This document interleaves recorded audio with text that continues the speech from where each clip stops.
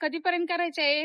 एक पहिला दिवस तेवढा करून बघायचा आहे डॉक्टरांच्या येण्याच्या अगोदर. कारण डॉक्टरांचा पण सल्ला घ्यायचा आहे. कारण की पोटफुगी ही जो साधारण आजार असा वाटतोय, पण याच्यामुळं गायी दगावण्याची पण शक्यता असते.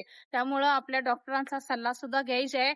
तर तोपर्यंत येऊपर्यंत आपण आपल्या घरगुती उपाय करायचे आहेत, जेणेकरून तिला जास्त प्रमाण होण्यापेक्षा ती लवकर कव्हर होईल, तिचा लवकर आजार बरा होईल. याच्यासाठी आपण हे घरगुती उपाय पण करायचे आहेत.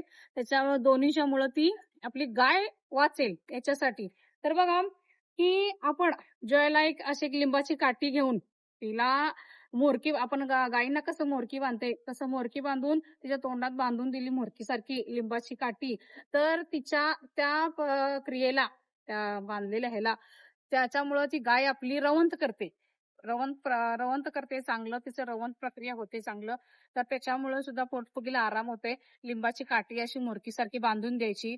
आणि त्याच्यातच दुसरं असं आहे, की तशाच पद्धतीनं एक असं सुती कापड घेऊन त्याच्यामध्ये हळद आणि मीठ, याचं याचं सुद्धा हळद मीठ असं वंजुळ घेऊन त्याच्यामध्ये गायींच्या तोंडात असं बांधून दिलं, असं मुरकीसारखं जसं आपण लिंबाची काठी बांधणार आहे ना त्या पद्धतीनं. तर त्याच्यामुळे सुद्धा गायी त्याला असं चाटून चाटून तर तिचं सुद्धा पचन होण्यासाठी जे रवंथ करण्याची प्रक्रिया वाढते, रवंथ करण्याचं प्रमाण, आणि त्याच्यामुळे पण पोटफुगी